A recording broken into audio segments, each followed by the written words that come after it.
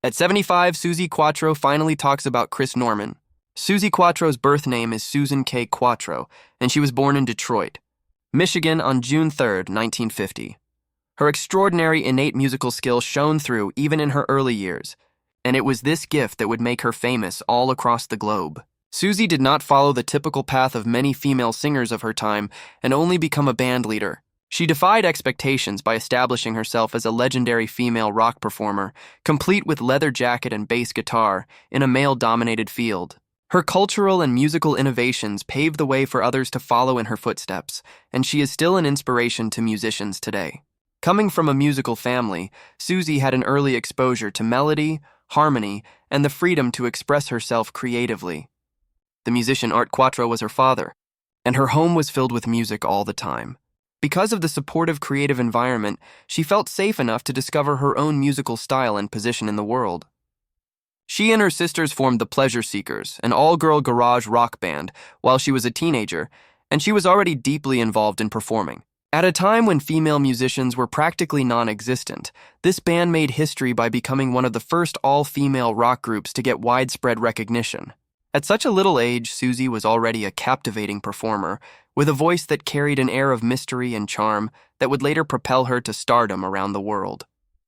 When famed British record producer Mickey Most spotted Suzi in the early 1970s, he recognized a burst of creativity that he thought could become a star, and her life and career took a sharp turn. She took a daring step that would define her career when she moved to the UK. The British audience embraced her with open arms, in contrast to many Americans who were still cautious to embrace female hard rock artists. Can the Can? Suzi's 1973 single was a powerful rock anthem that propelled her to stardom, topping the UK charts and selling over 2 million copies globally. The song solidified Suzi's image as an unafraid rock star who could command the stage with ease, and it was an audacious proclamation that she was here to stay. Hits like 48 Crash, Devil Gate Drive, and The Wild One, which featured Suzi Quatro's distinctive blend of strong vocals, powerful bass lines, and defiant attitude, made her a prominent figure in rock music throughout the 1970s. While performing, she disproved gender norms for female musicians by displaying an image of fierce individualism in her signature leather jumpsuit. Being an afterthought or a novelty act wasn't something she was willing to settle for. Suzi was a serious musician who deserved the accolades she received. She was a trailblazer because she paved the way for other women to join the punk and rock scenes. By venturing into acting alongside her music career, Suzi proved she was a multi-talented performer. After her appearance as Leather Tuscadero on the popular American sitcom Happy Days in the mid-1970s, she became well known to American television viewers. This part helped her gain more American fame and offered her an opportunity to show off her magnetic personality in a different setting, all while remaining faithful to her rock and roll roots. Her success in other genres demonstrated that she had many talents as an entertainer, not simply as a vocalist. Her impact and popularity on the charts are just two of the many ways she has enriched music.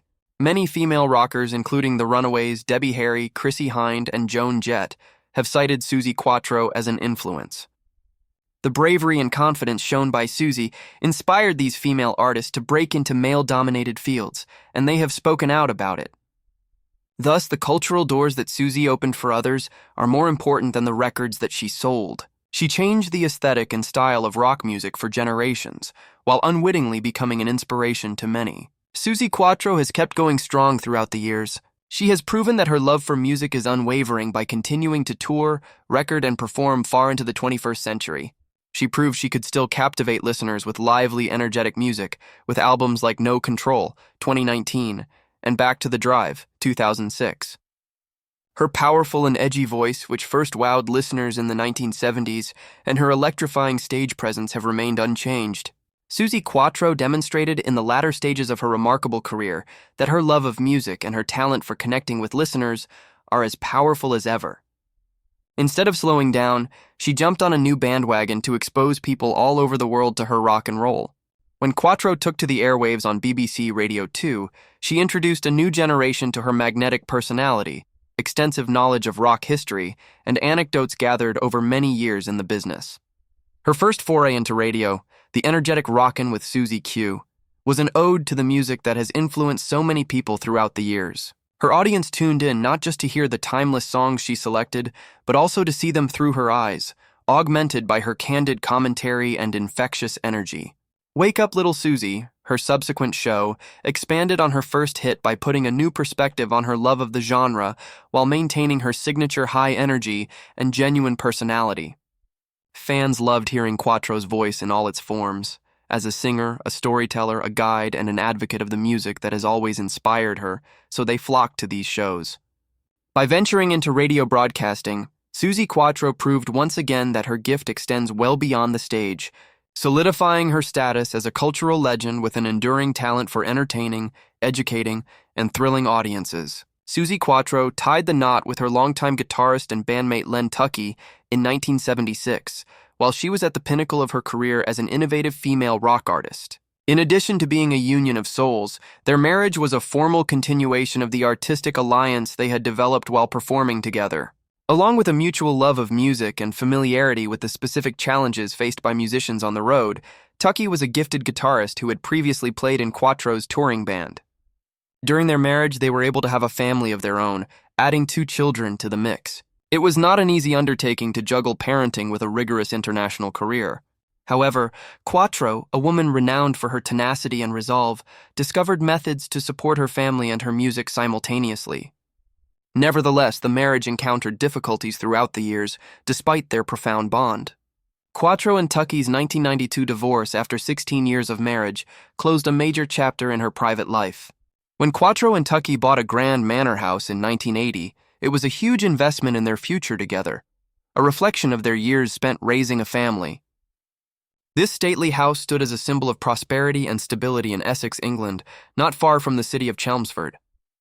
Away from the continual travel and stardom that accompanied Quattro's profession, the couple provided a sense of home for their children by raising them there. Quatro kept the manor house as a symbol of family continuity after her divorce by continuing to reside there with her 2 children. She found solace there, able to juggle the demands of motherhood with those of her career as a world-renowned performer. Suzi Quatro remarried in 1993, a year after her divorce, to Rainer Haas, a German concert promoter. Because of Haas's background in the music industry, he was able to empathize with Quattro's demanding career, and the couple's marriage provided her with both personal and professional support. Having a business partner probably gave Quatro a stabilizing impact, as she was already a rock music icon and renowned globally for breaking barriers for female performers. In Quattro's life, family remained paramount. The homey, familial vibe that Quatro loved so much was revived in 2006, when her daughter and grandchild moved back in with her. The house was filled with the joyful noises of children playing and the routine activities of family life, which helped to alleviate the loneliness that comes with children leaving home and starting their own lives. But her kids finally left home again as the years went by. Quatro confessed to empty nest syndrome by year's end 2008, a common experience for parents whose children leave the nest. She was so overwhelmed by the emotional toll of caring for such a massive family house when it no longer had any use that she briefly put Essex Manor up for sale as a means of coping with the upheaval. The places that had a profound impact on Quattro's life have stayed with her through all of these changes. She keeps in touch with her English life and her husband's German heritage by splitting her time between Essex and Hamburg. She has a rich cultural foundation in Hamburg, which is known for its rich musical history. Meanwhile, Quatro has always been deeply connected to her American heritage, especially to her hometown of Detroit, Michigan, where her musical career started. Her fully global life and career are mirrored in her dual houses in Essex and Hamburg, with occasional stays in Detroit, bearing witness to the life and legacy of a lady whose songs and stories transcend time and space. Being one of the first women to successfully break into the male-dominated realm of rock and roll, Suzi Quatro has spent the better part of 5 decades in the limelight. Cementing her place in music history at the age of 75, her unflinching stage presence, booming bass lines, and leather jumpsuits have made her famous. One part of her career, though, working with Smokey's Chris Norman, has always stood out. Many have long wondered what kind of relationship the two had following the success of their 1978 duet, Stumbling In, which went viral throughout the world. With the benefit of age and professional experience, Quatro has now spoken more frankly about the impact Chris Norman had on her life. In my personal life as well as my career, Suzi said that Chris was hands down one of the easiest co-workers she had ever had. His ego was non-existent. This is an extremely unusual occurrence in the music industry particularly when two individuals who were unexpectedly paired for a duet end up becoming a sensation. We hit it off immediately when we began to sing together. Doing it was practically a breeze. Even as a solo artist, Quatro had a solid following in the 70s. Meanwhile, Norman was enjoying great success with Smokey, a band renowned for their unique combination of folk-inspired pop with soft rock. The outcome of producer Mike Chapman's decision to pair them for Stumbling In was unexpected even to Quatro. She confessed that the two of them had assumed it would be little more than a song, maybe even a moderate hit, if they were fortunate. The fact that it became a standard that people are still singing 45 years after its release and reached number 4 on the Billboard Hot 100 in America was completely unexpected by none of us. Music has that power. You can never tell what will move people. For Quatro, it was about more than just making money. It was also about forging a bond with Norman as an artistic colleague. Laughter, admiration, and a feeling of shared adventure characterize her time spent with them in the studio, she says. She remarked that Chris exuded an inviting aura. His eloquence was matched only by his impeccable manners. Right away, he calmed me down. Because of Chris, sharing the spotlight was easy, even though I was accustomed to having complete control over my songs. It was successful since we weren't competing, but rather working together to create something. A lot of people have wondered for a long time if Quatro and Norman had more than simply a creative connection. Suzi acknowledges the strong relationship and maintains that it was based on mutual respect and appreciation rather than romantic involvement. With a laugh, she said that people love to speculate about hidden romances.